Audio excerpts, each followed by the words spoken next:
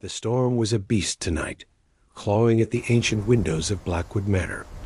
Inside, another storm was raging, a quieter, more final one. In the Grand Master bedroom, Lord Alaric Blackwood, old and frail, was breathing his last. Beside his bed stood not a family member, but a small, loyal figure with large, grief-stricken eyes. Blythe, the house elf who had served the Blackwood, lying for over 200 years. The old wizard lifted a trembling hand, pointing towards a heavy, iron-bound chest at the foot of his bed. Blythe ... He whispered, his voice a dry rustle of leaves. You swore an oath. The elf's large ears drooped. Blythe remembers, Master. To protect the Heartstone. They will come for it, the old man rasped, his eyes filled with urgency. The Ministry. They will not understand. You must. Keep it safe, no matter the cost. Blythe placed a tiny, wrinkled hand on his master's. A silent vow passed between them. An ancient, unbreakable bond of magic dot as Lord Alaric's hand fell limp. The magical wards around the manor flickered and died. A sudden, sharp crack echoed from outside the manor gates. Apparition. Blythe's eyes widened in panic. They were already here. He snapped his fingers. With a soft pop, the heavy iron chest vanished from the room. Footsteps, heavy and purposeful, echoed on the grand staircase below. Blythe faded into the shadows of the room, his small form becoming almost invisible against the dark wood. The bedroom door burst open. Two figures in long, dark trench coats stood silhouetted against the light of the corridor. Aurors. They swept the room with their wands, their faces grim and professional. He's gone. The first Auror said, his voice cold. Begin the search. You know what we're looking for. Blythe held his breath, hidden behind a heavy curtain, his heart pounding like a drum. The Aurors began casting revealing spells, beams of blue and silver lights sweeping across the room. The light passed inches from Blythe's hiding spot, a magic making his skin tingle. He knew he could not stay hidden for long. The magical light was a wave, and it would soon wash over his hiding place, revealing him. His master's final order burned in his mind, a command that transcended all others. Asterisk, it's safe, no matter the cost. Asterisk, he looked towards the storm-lashed window. To leave his master's home without an explicit order was a forbidden act for any house elf, a severing of the most sacred of bonds. But his master was gone. The order was not to serve the house, but to protect the vow. In that heartbeat, Blythe made his choice. His loyalty was not to the stones of the manor, but to the secret they contained. With a look of desperate purpose on his face, Blythe took a single silent step out from the shadows and into the moonlight, flooding the room. The Aurors turned instantly, their wands raised, their faces a mask of complete shock at the sight of the small, defiant creature. But they were far too slow for magic born of loyalty and grief. With a final tearful glance at his fallen master on the bed, Blythe raised his hand. He snapped his fingers. The sound was not the soft pop of elf magic, but a sharp, defiant crack that seemed to shatter the very air in the room. A shockwave of distorted reality exploding outwards. The Aurors stumbled back, momentarily blinded.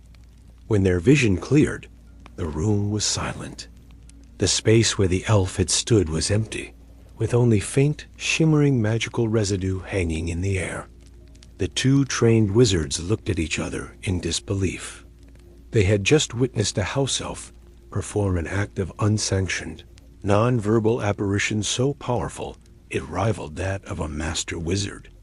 They knew then that what they were hunting was far more important than the Ministry had let on. The hunt for the Blackwood Heartstone had just become a far more serious and far more dangerous affair, far away, Reality tore itself open in the heart of the dark, rain-soaked forbidden forest. Blythe appeared in a flash of light, collapsing to his knees at the base of a huge gnarled tree.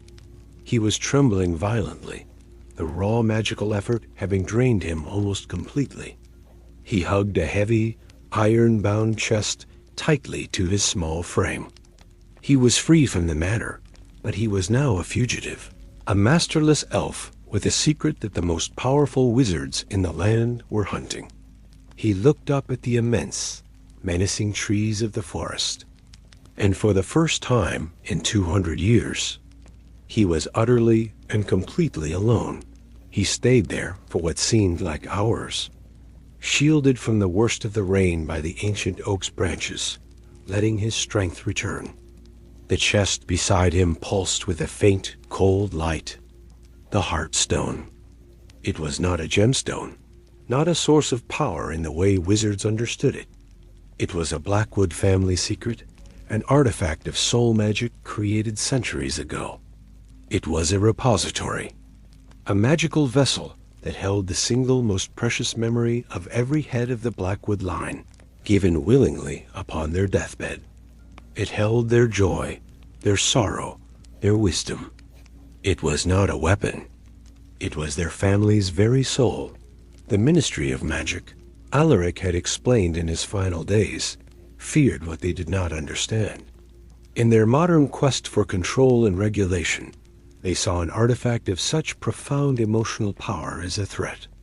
They wanted to study it, to dissect it, to lock it away in their Department of Mysteries. To the Blackwoods, this was the ultimate desecration. The memories inside were sacred. Blythe's vow was not just to keep the Heartstone safe from thieves, but from the cold, clinical curiosity of bureaucracy. His mission was to find a new guardian, a place where the Heartstone could rest, understood and honored, not imprisoned. But where? Where could he go? He was a masterless elf, a creature with few rights and even fewer allies. Every moment he lingered, he risked discovery. The Ministry could track powerful magic, and his desperate apparition had been like a magical scream in the night. He clutched the heavy chest and began to walk, his small bare feet sinking into the damp earth of the forest. He had only one desperate, fading hope. A legend whispered among the ancient magical creatures of the forest. A legend of a hidden place, a sanctuary deep within the forest's heart, protected by magic older than Hogwarts itself. He followed the moon, his instincts his only guide. The forest was alive with sounds, the snap of a twig in the distance, the hoot of an unseen owl, the whisper of the wind through the leaves. It was a dangerous place, but Blythe was not a normal creature. 200 years of service in a magical household had taught him to move in silence, to listen to the whispers of the earth. He walked for what felt like an entire day, his small body aching with exhaustion, until he found it. Not a grand entrance, but a simple, moss-covered archway of rock, almost completely hidden by vines. The air around it hummed with a quiet, ancient power. He hesitated for only a moment, then stepped through. The change was instantaneous. The oppressive dark of the forest was replaced by a soft, silvery twilight.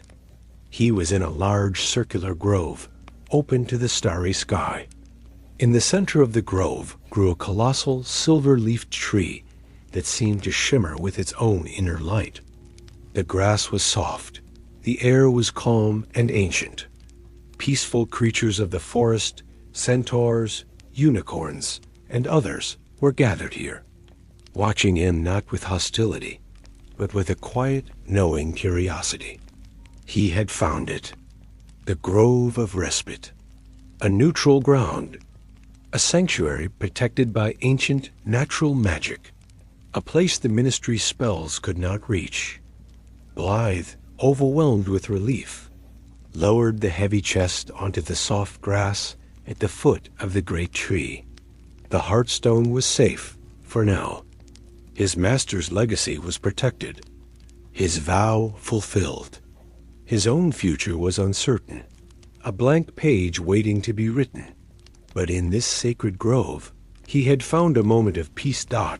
And just as Blythe found his sanctuary, so too can you find yours.